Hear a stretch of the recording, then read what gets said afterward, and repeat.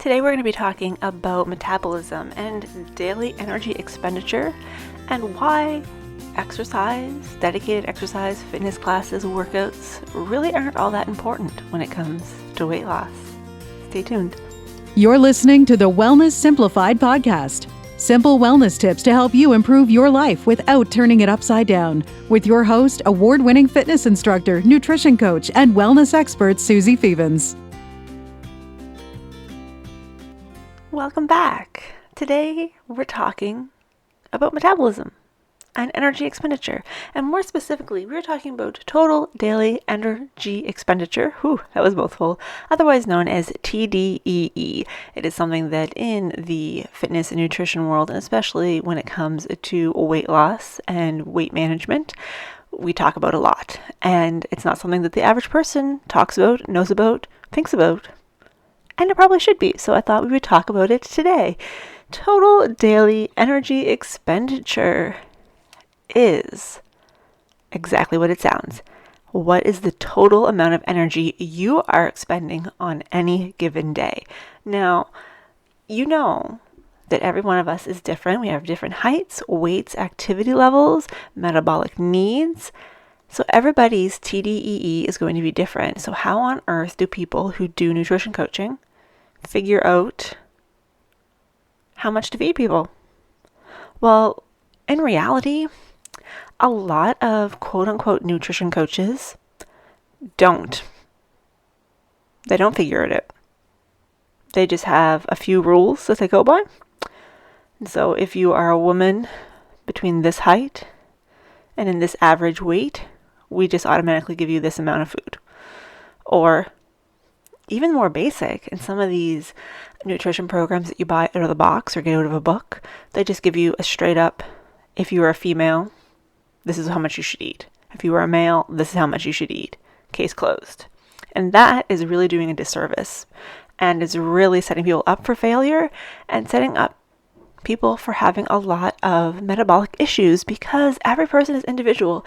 And as such, you need to have individualized attention in order to make sure that you're being fueled properly. That's really, really important. But this doesn't get talked about a lot because a lot of people don't know anything about it. And sadly, those are the same people who are dishing out advice. So I'm going to not get on my soapbox here. I would like to. I'm not going to.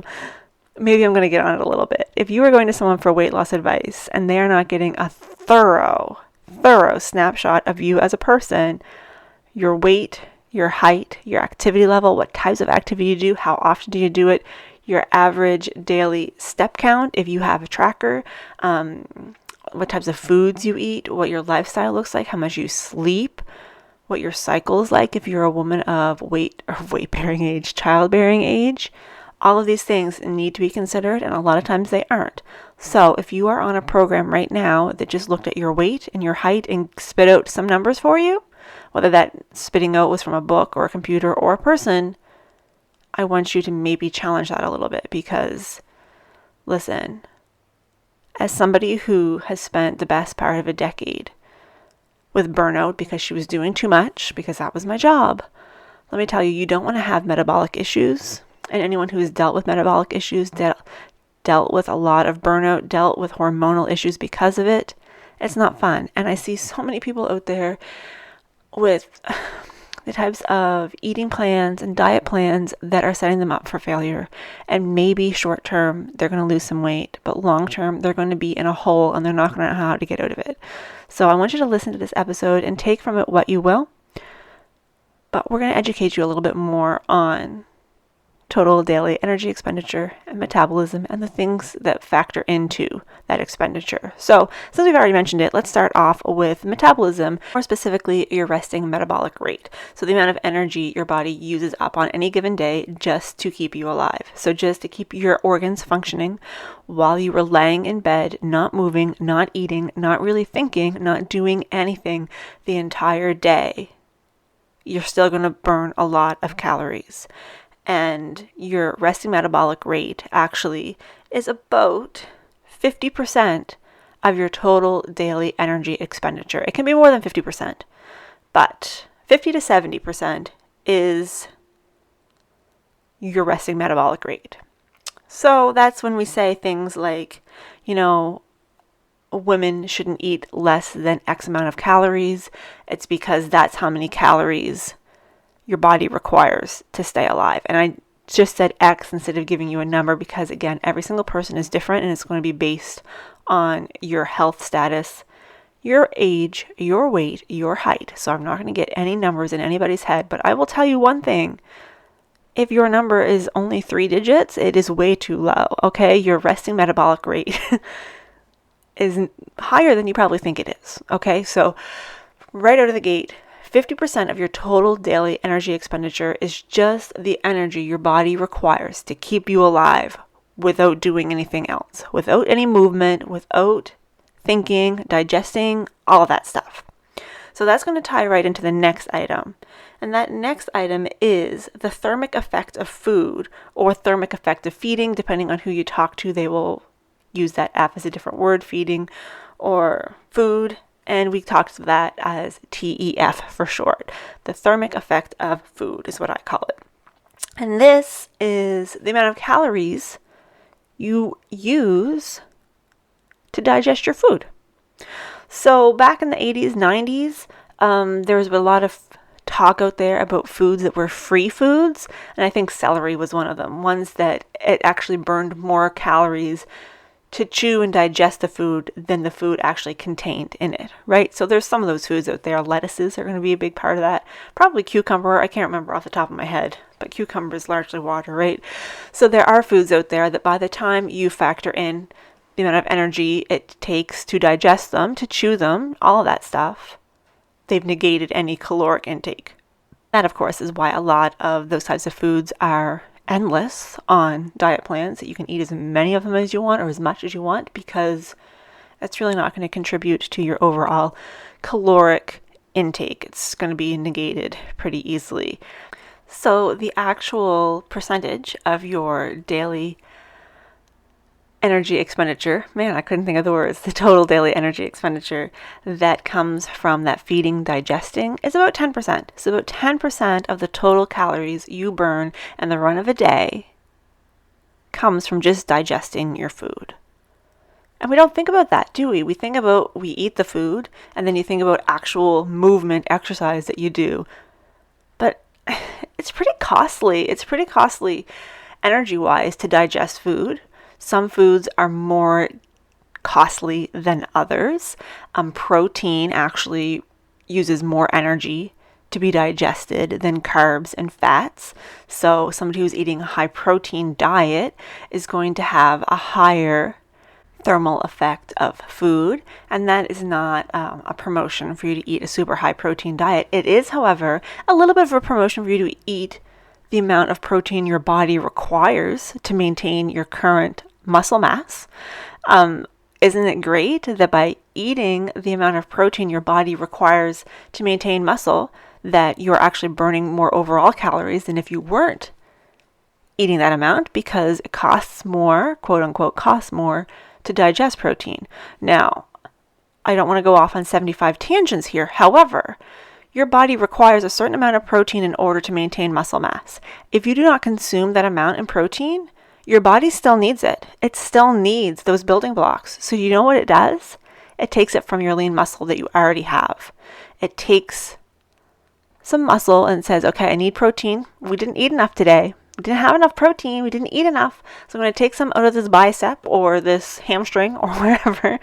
And it uses what it needs. It gets the amino acids that it's missing. And then the rest of the pieces, it's like, well, I got this extra stuff. I'm not sure what to do with it. So it does one of two things. It puts it in the waste paper basket and sends it out through your elimination system, or it stores it in fat. Our body is kind of like a hoarder, for lack of a better analogy. When it doesn't know what to do with something, it's just like, I'll just put in these fat cells over here in case I need that later. Or, you know what, it's kind of problematic dealing with this. I'm just going to stick it in those fat cells and not touch it. It likes to do that a lot. Sometimes, if you're in decent working order, it will just send it out through your elimination. So through urine and feces and sweat depending on what the substance is, but a lot of times it just stores it in fat. So really important that we eat enough protein because it's going to help maintain that lean muscle mass. We're going to burn more calories, not a lot more calories, but through the digestion process. And it's going to help build your metabolism, and you're just going to be stronger and healthier and, look better in your clothes also. So side story complete. 10% about of your total daily energy expenditure comes through digestion, the foods that we eat.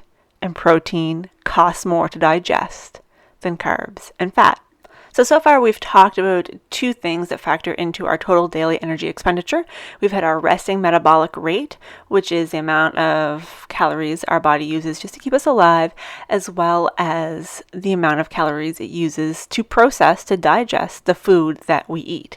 Now, if you recall, the resting metabolic rate, I said it was around 50%. Depending on the research, it can be as much as 70% of your daily energy expenditure is coming from your resting metabolic rate.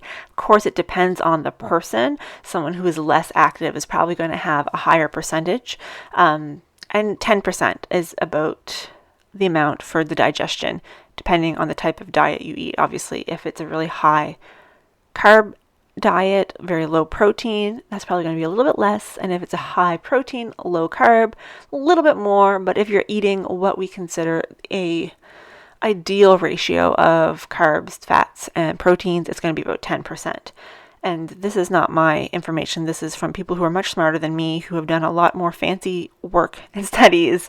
I just take the information I've been given and relay it to you. So 50 to 7%, 10%. So we've just those two things make up a huge component of our daily energy expenditure, just staying alive and digesting our food. Isn't that fascinating?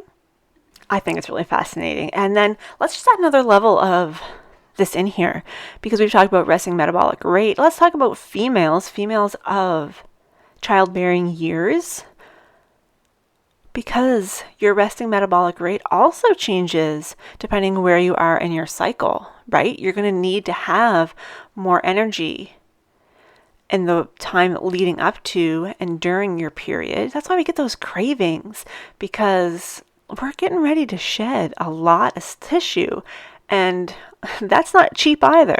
That's not cheap. That requires more energy. So you're going to burn more calories at different periods in your cycle as well. So that's a whole other, I don't have the difference in percentages as far as that goes, because a lot of these studies have been done on men. But know that you are burning more calories just before your period than you are, in other parts of your cycle. Okay, so looking at what we've discussed so far, just between our resting metabolic rate and the cost of digestion, we are looking at somewhere between 60 to 80% of your total daily energy expenditures just from those two things. We haven't even talked about moving our bodies just in regular life, never mind exercise. So at the beginning of this episode, I said we were going to talk about metabolism and daily energy expenditure and why exercise really isn't all that helpful as far as weight loss goes. And that's sort of what we're getting to here now, is that last section is our movement. And within the movement section, we have two separate categories. We, of course, have our structured exercise, our purposeful exercise, the things we are doing as a workout, whether it's a walk or a run or a fitness class, a workout video, whatever your thing is, that is one part of that section. The rest of that section is your NEAT, your non-exercise activity thermogenesis. And you know what's really interesting is of that, the NEAT is a lot larger percentage of the calories that you burn on a given day than the exercise. There are, of course, going to be exceptions to this. Professional athletes, people like myself who exercise for a living, not so much me now, but me in previous years when I was teaching countless hours of exercise a day. Those types of people are going to have an energy expenditure from exercise that is higher than their NEAT. But for most people, the majority of the people, you listening to this, because I don't think we have any professional athletes Like, no offense if you are. If you are, thank you for listening. Most people, the section or the percentage of energy expended is going to be much larger for your NEAT as for exercise. So let's talk a little bit about NEAT, because I think this is a really important thing. NEAT is our non-exercise activity thermogenesis. So it is all of the movement we do in the run of a day. More specifically, all the movement we do that we do not consider exercise. So like when you go grocery shopping, if you're going up and down every aisle, you're getting in more steps. You're getting more activity than me, who just orders their groceries online and goes and parks in the parking lot and waits for them to come bring it out. The people who have more active jobs. So I think about my father before he retired. He was the head of maintenance for a retirement home. And so he was on the go all the time, moving around, fixing things. Whereas somebody who has an office job is sitting at their desk most of the day. They're not really moving a whole lot. So yeah, his NEAT is going to be a whole lot higher than somebody who isn't moving. Same as my husband, when he worked in merchandising, he was on the go all the time. It was not odd for his step count to be well over 20,000 steps every single day versus somebody who is sitting at a desk again. And even the difference between sitting at a desk and standing at a desk is pretty profound. So one study looked at, or one set of calculations looked at, if a 145-pound person was sitting at a desk, they burned about 102 calories an hour while doing their job. So they were still moving a little bit, typing on the keyboard. They were thinking, probably, remember that still burns calories, answering the phone, doing whatever. And then that same person standing doing that same job burns around 174 calories. So that's a difference of just about 70 calories an hour. So if you think about 70 calories times, let's say that they do that 6 hours a day. I don't know. We don't need them to be working full time. So 70 times 6, 420. I did that quicker, but I just give you a chance to do some mental arithmetic, burn a few more calories a day. A lot of people, when they do their workout, that's about how much they burn in a workout. Unless you're doing a super strenuous one, right? Like an hour of Zumba, depending on the person, depending on the level of exertion they put into it. Somewhere between 450 to 700, depending on the person, is about average. So the difference between sitting and standing for 6 hours, like that's pretty significant. That's pretty significant. If you did that 5 days a week, now I couldn't do it. Oh my gosh, I could not stand still for 6 hours a day, just standing there doing my job. I couldn't do it. But if somebody can, I'm not saying they're going to replace their workout, but look how much more energy they are burning than the same person sitting. So let's just think outside the box a little bit here. Let's think about somebody who works at an office job versus somebody who works, say, as a cashier or in fast food or something like that, where they are on their feet. Maybe they're not doing a lot of extra walking. Maybe they're standing in one spot for the most part. They're burning a lot more calories in the run of a shift than the person who is sitting down. So they're going to need to eat more food in order to replenish. It's really pretty fascinating. But let's get back to those percentages. It's really going to depend on the research papers that you look at. But the one that I'm referencing here, we've already talked about it. They are saying that resting metabolic rate can be anywhere between 60 to 70% of your total daily energy expenditures. Your NEAT and exercise is about 15 to 30%, depending on the person. And then, of course, the feeding, the cost of digestion, is about 10%. So 15 to 30% of that is your NEAT and exercise. I'm going to say that most people listening to this, you're probably looking more in the 20 to 30% range. The 15 is going to be people who are pretty inactive, and most of their expenditure is coming from resting metabolic rate. So saying 20 to 30% of your total daily expenditure is coming from the activity that you do. And the majority of that 20 to 30% is coming from your NEAT. It's coming from your non-exercise activity thermogenesis. Have I blown your mind yet? That such a small portion of the calories you're burning on a given day is from your exercise. And depending on the person, it's going to be, almost the same as the cost of digestion. Just the cost of digestion and the amount you're burning from exercise. So when I say that exercise isn't overly helpful when it comes to weight loss, that's what I mean.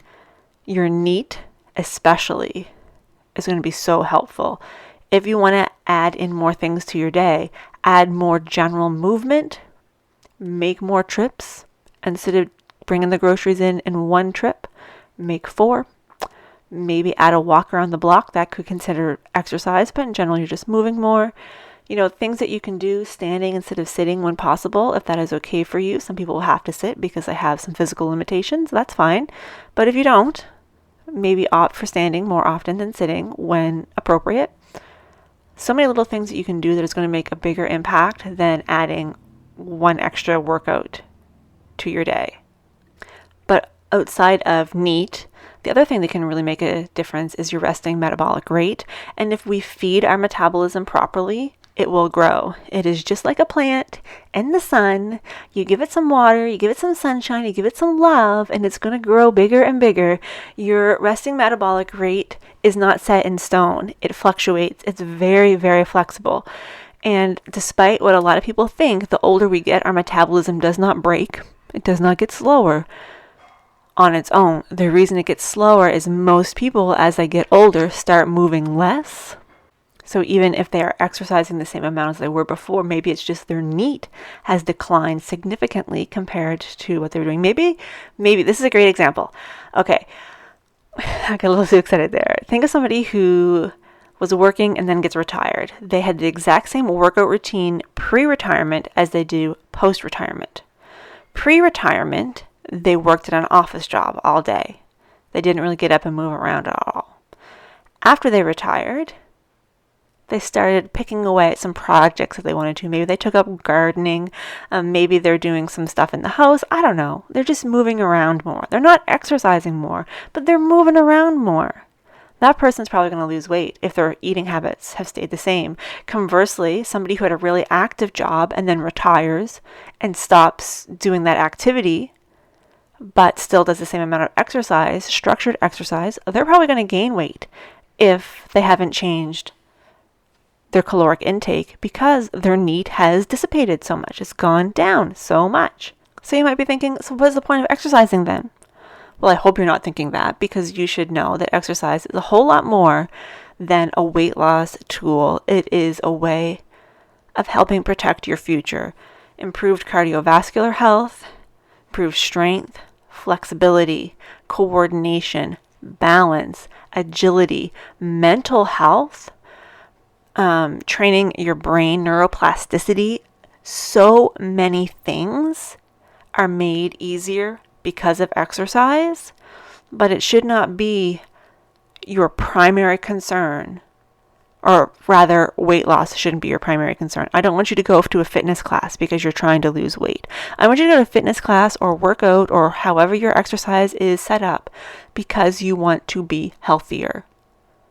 Will it result in some weight loss? Probably, and probably because when you start exercising more, you find that you start to want to move around more. You get into some different activities. Maybe you take up the gardening that we talked about earlier, doing those sorts of things. You start to eat healthier because you want to be able to feel good so that you can go do your exercise. It all comes together. So in that regard, yeah, exercise is super helpful for weight loss overall, but looking at the numbers specifically, it's really not that important. It really isn't. And that's something that people really don't understand. It's such a small component of your daily energy expenditure comes from purposeful exercise. General movement is going to get you a whole lot further as far as a caloric deficit. We like to say in the fitness industry, I can't change your life 1 hour a week. I can't. But if I give you the tools to make changes that you can take throughout your week after week after week, that can change your life. One cardio class is not going to change how you look. But taking the information you get from that, the energy, the motivation to bring that into other aspects of your life, and to increase your NEAT and to increase your overall energy expenditure. Now that can help. So that is it for today's episode. I hope you learned a little bit about metabolism and about the things that factor into how much you burn each day energy-wise.